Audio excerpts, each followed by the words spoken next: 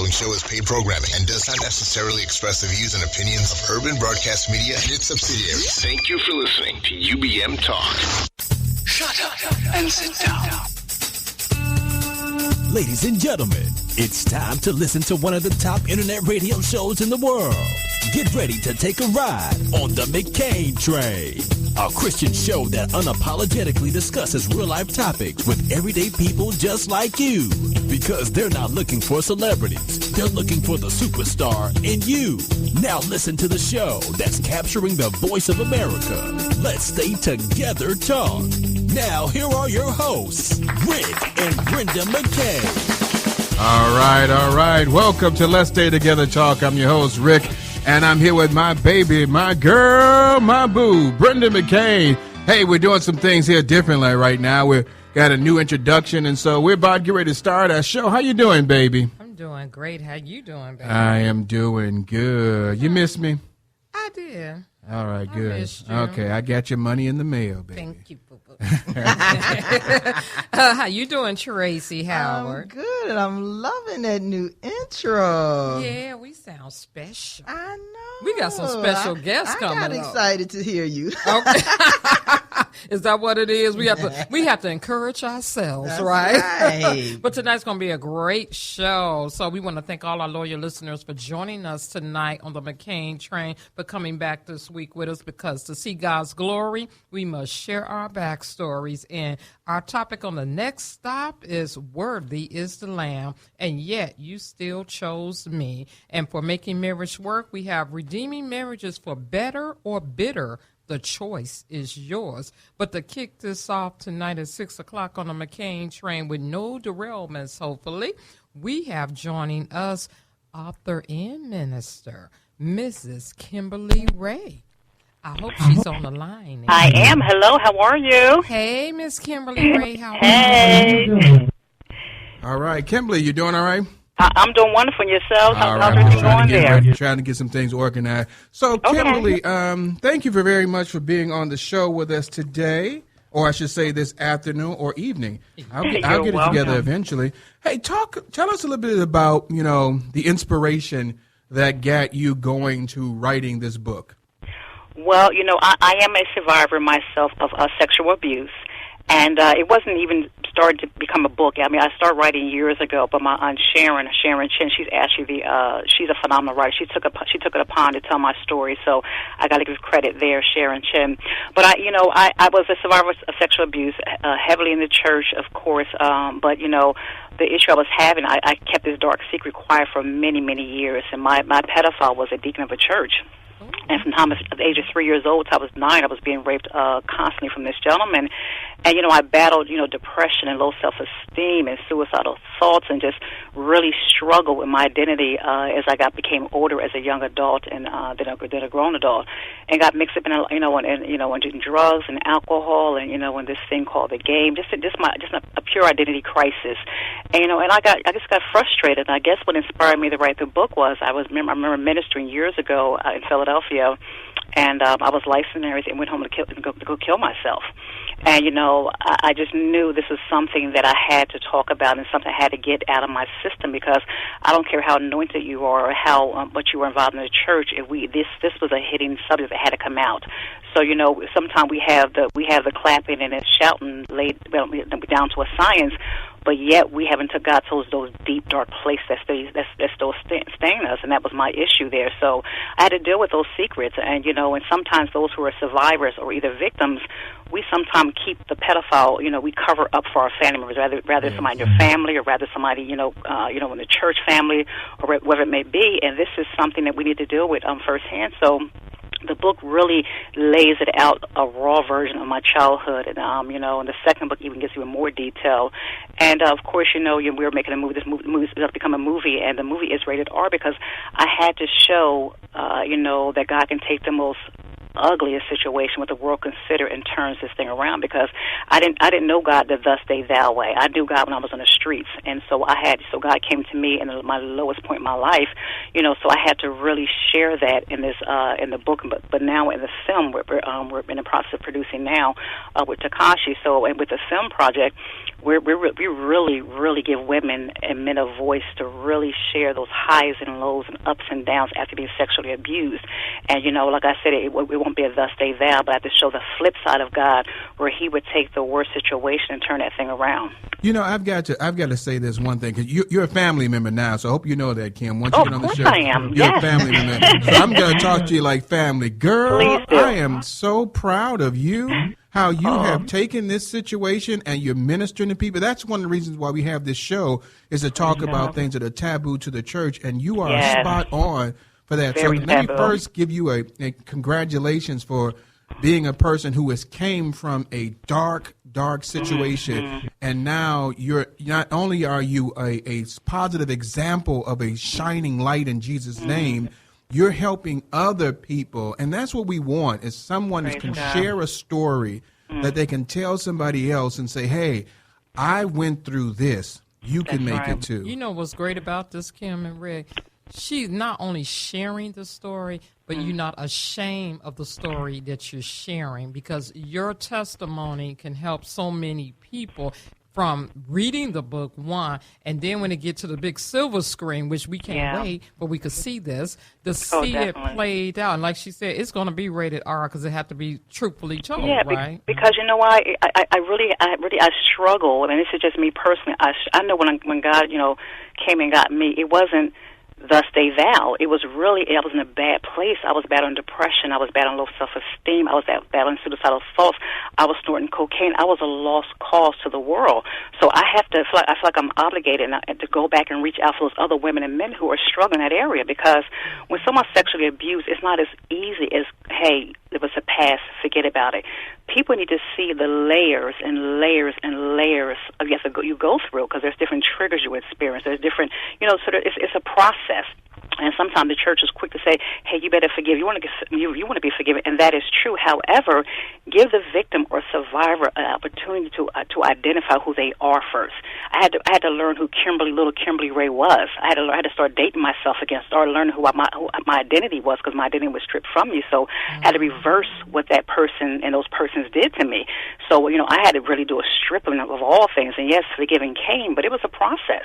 It was definitely a process. So in the film, you're going to see the highs and lows, the ups and downs, and I'm truly believing that this is going to really give those men and women who won't share, and those who have, their voice. It's not as quickly as the church says, hey, sometimes people say, well, that was a long time ago. That happened a long time ago. I get that, but you have to understand, too, there are some women and men who are in their 60s, 70s, 80s, but they're still 3 and 4 years old inside. Yeah, and, we have to deal with that little girl, that little boy inside here. In the book, in the movie, you will see that process unveiled there.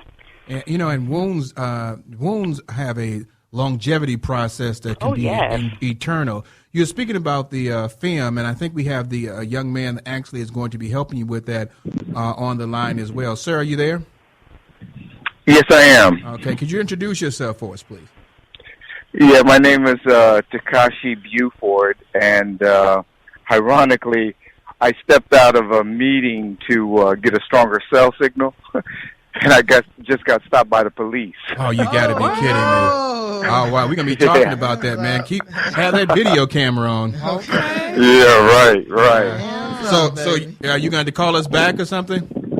No, I think they were looking for someone else. They checked my ID, so everything's cool. Okay. Wow. Well, we're actually talking about that a little later on the show too. So, well, thank you very much, and we thank Jesus' name that all things are okay with you, that no situation happened there. We're talking about it with Kim about this miraculous young lady who has went through some great things, and I just want to ask you, what was it that inspired you to say, we've got to have this to show it to the world? Well, Kim reached out to me. She came out to Los Angeles. We had a meeting. I read her book, and I just found the story very compelling. And sometimes the story just pulls at you. You can't forget about it. And usually when that happens, I decided to get involved with it. And I knew it was going to be a rough road to hoe because it's such a, devastating story. It's a true story. And ironically, the first rule of movie making is never make a movie where a child gets hurt. And if you think about it, there haven't been many movies where children get hurt, and the 2 or 3 that have been made didn't make any money. And so we were bucking the system because we wanted to tell Kim's story. We wanted to tell it in a manner that was true to her actual biography. We didn't want any Hollywood deviation from the story. Yet, in essence, it's a story of a 3-year-old who is sexually assaulted. So that's a very hard subject for Hollywood to swallow. Yeah. We knew we were going to have trouble setting it up with the studio. And so basically our strategy has been to try to raise money independently and do it as an independent film and maintain our artistic integrity and to try to tell Kim's story the way it actually happened without any cleaning up of the story, so to speak. Yeah, it's so right that people sometimes they don't want to talk about the negative or the abusive side in Hollywood because it's too traumatic. But it's a story that needs to be told because there's so many people that are involved in situations like that feel so alone, and a story like this can make them feel like not only am I not alone, but there's somebody who's made it through. So can I. I mean, this movie could stop someone from committing suicide, going the wrong way, changing their whole life. And I mean, I'm proud to say that I'm glad to have you all on the show, that you're going to be doing something like that, and we're going to be constantly praying continuously for this to be a success. Thank you so much. Well, when I first heard Kim's story, I thought her situation might have been a rarity. But as I began to do research and talk to other people, I found that it is almost commonplace. But yet no one talks about it. No one writes about it. And so the secret continues. And I think, as you stated, this film could really be an emotional clearinghouse for a lot of people who've had this experience and haven't been able to articulate it or haven't been able to emotionally come forward. And I think when you're in a situation like that, there's great harbor in knowing that other people have gone through it too. And in the case of Kimberly, she went through it and she came out the other end a stronger person. And that's the message we're trying to send with the film. Okay, so Kim and Mr. Buford, I want to say, what is the one takeaway that you want the viewers when they go, because it's going to be a packed house to see this movie?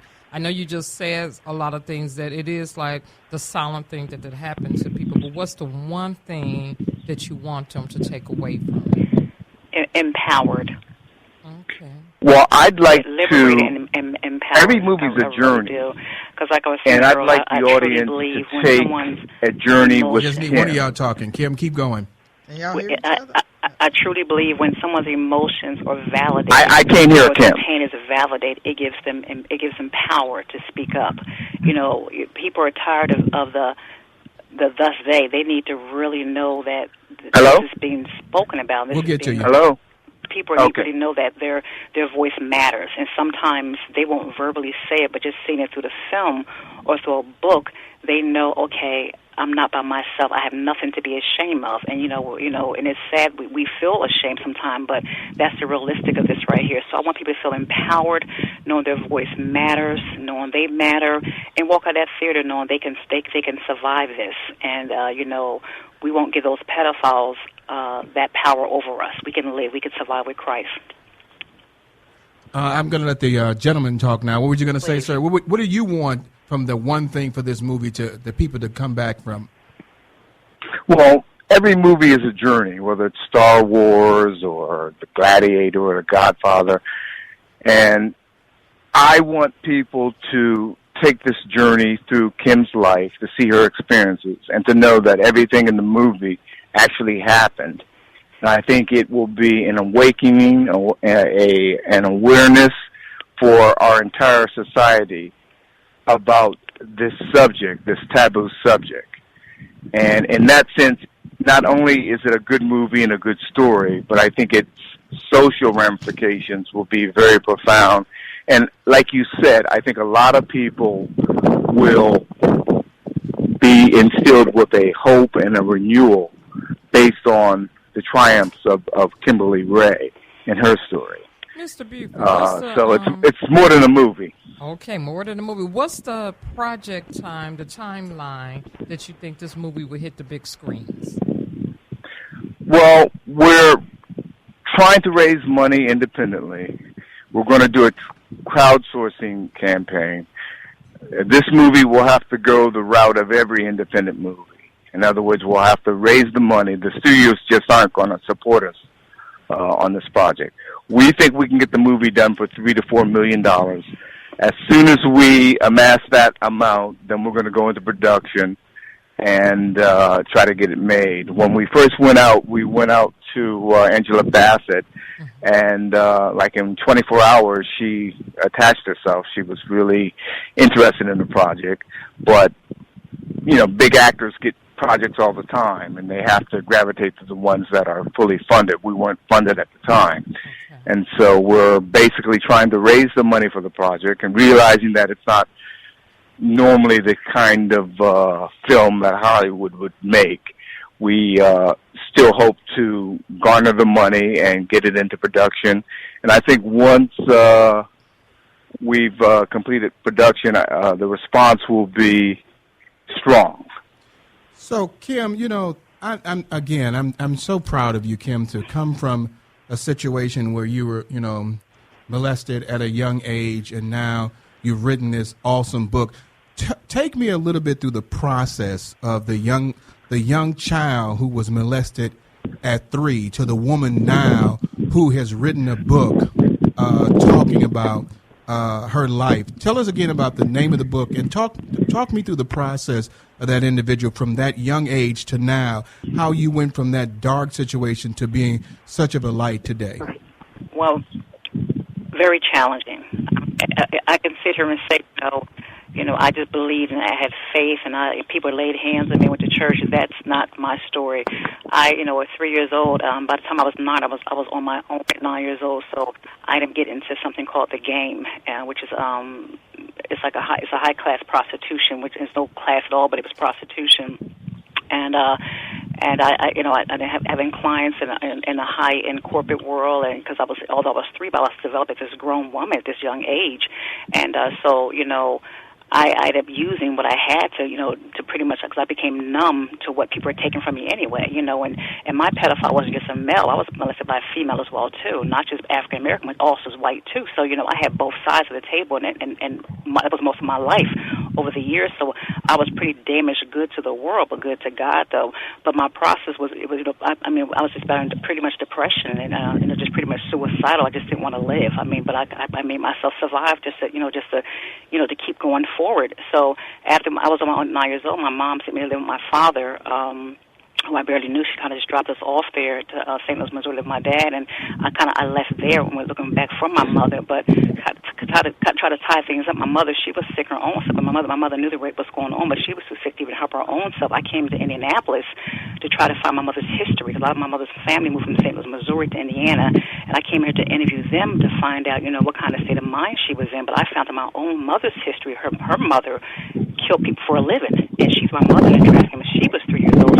So the history of my mother's childhood and how to raise her own kids was already cursed in the beginning, So it was no chance to survive, how to raise her own children. So it was a really horrific time, and like I said, I was back, kept my kids in and out of the church, but that was not because I wanted to. I didn't know how to raise my own kids. I was pretty much damaged, trying to be the best mother I can be with 3 children, a single parent, So from church, and as years went on, I ended up getting licensed to be in ministry, but even that, I was still battling depression like never before. Barely can get my feet out the bed. I'm married for 20-something years now, but about 15 years ago, my husband were out eating at a restaurant, and I remember a lady ordered something specifically to me right back to my childhood, and I went into a bad depression. My husband said, maybe you need to go see somebody. And I actually sat with a psychiatrist for a while to kind of walk me out through the process of my childhood, because I knew I was in such a bad shape.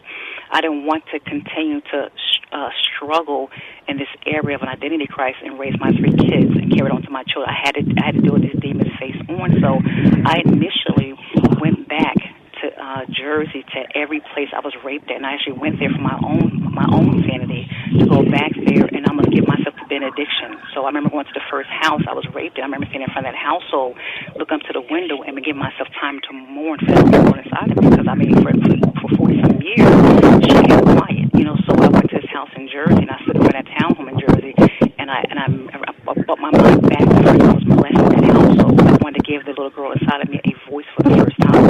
So I allowed myself to go there and just allow myself to mourn, allow myself to cry and cry, what took place. So each place I was raped at, I did the same process, and this is something I did for myself, because I need to give my little Kimberly an identity. So she had an identity crisis. This kind of helped me out, and I journaled a lot. I did a lot of journaling a lot. But even with all that being said, I don't want anybody to think that even being a believer, this is a one-night recovery. You can have triggers in any given moment, but on my journey, it's different from those who are not saved. And those who are saved, I do have Christ to keep me. So I know Christ is with me. He has given me all of my identity was stripped away from those perverted people. God has given me a new identity. So now He's taught me how to really love myself as because He loves me unconditionally. So I grasp onto that love, and God has cleaned my life out, and I cannot give credit but to God for that. I'm glad I went through that process of knowing God at that level. So I remember, like I said, preaching in Philadelphia, going through suicide. It was a serious problem, and I didn't want my children to be without a mother, so I had to battle my demons from within. Amen. Hey, Kim, it's just an amazing story that you're giving. We're going to have you back on the air again to talk about it. What I want you to do before we have you off there, is the young man still there? Yeah, I'm still here. Mr. Buford, what I want Kim to do is I want her to talk a little bit about, but before I let you go, after hearing all of this, I know you can see that it's very important that this movie comes out. What can we do as a Christian audience to help you to get this movie out? Well, I think Kim may have given you a contact, and if people will just, register with us and register their willingness to support this, we're going to put a campaign together, crowdsourcing and marketing and social media. Try to get the word out and try to be entrepreneurial about this and get the money raised and do the movie the right way. And so it's all about communications and getting support from organizations like yours. And, we can do this. Yeah. We don't have to wait for Hollywood. All right, we'll definitely make sure we help out with that. I'm going to let you go, sir, and I thank you very much for giving us a call. It's been my pleasure. All right, thank you very much. Kim, I want you, before you go, tell us again about the book.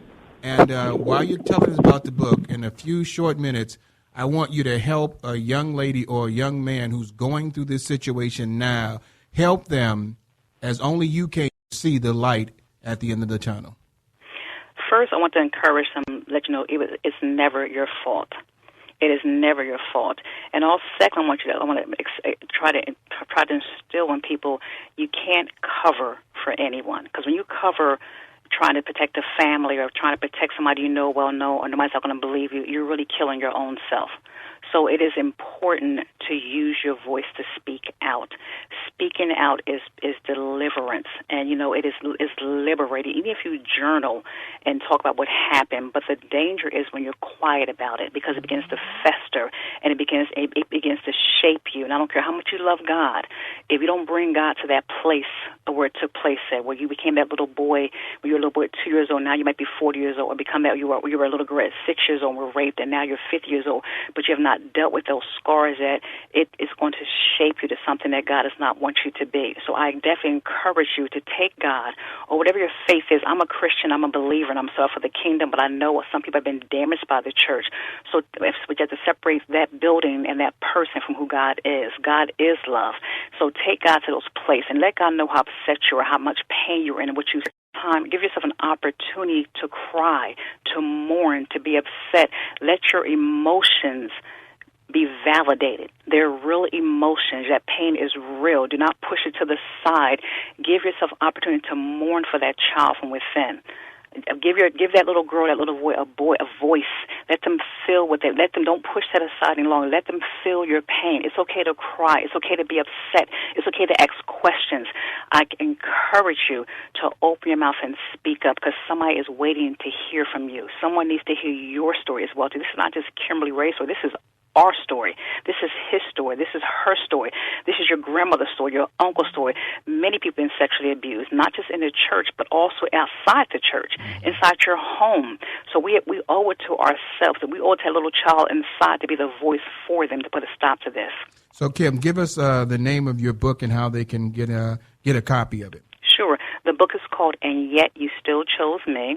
You can go on BarnesandNobles.com. You can go on Amazon. There's a few places it's actually located at right now.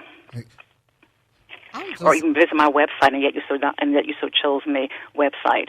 It'll also be on our website, too, on Let'sStayTogetherTalkShow.com, baby. Thank you, Miss Kimberly Ray. I love her name. Thanks for having us. I'm going to be praying for you and Mr. Buford to get this out, because this is a must-read book and a must-see movie, independently made, I believe he said. I'm just praying that whoever starred as you as that little baby girl, that teenager, because I don't know the span of how long this took place, but they do justice to what you want to get out there, because I really do believe our motto is to see God's glory, we must share our backstory, and she's living that. Yeah, so she is our superstar for the day. Yeah, you know, Kim, we're going to be doing a new thing called LSTT Superstar of the Day. And I think today you're going to be our superstar of the day, because what you have shared has opened the wounds for a lot of people to be healed. And I thank you very much. Kim, like I said, you know, once you get on the show, you're a family member. So we're definitely going to have you back again to talk about this, so you can break some change in the souls and the hearts of other people, okay? I appreciate it. Thank you for the platform. You'll have a wonderful, wonderful day. All right, you too. Thank you very much, dear. Take care, Kim. Bye-bye. It was just awesome. You know, I'm telling you, it's just, we always have so many awesome guests, and we've got some coming in the Making Marriage Work segment, too, as well. We got 35 years up in 35 years of marriage. 30. How many? Go ahead. 36. Oh, he said, no. It's 36. Was it 36 in March? My bad. Like, see, I like what a man says. No, I'm 36. He's letting you know, hey, 36. So we're going to have some great guests coming up from Making Marriage Work. Baby, what we got coming next? Ooh, coming up next, we have Point of View by Donna Terrell, and we're going to hear from Bill Clinton and Chris Rock. Yeah, we got some celebrities promoting the show as well. So listen up. This is Reverend Rick McCann along with my baby, my girl, my boo. We'll be right back after these commercial breaks.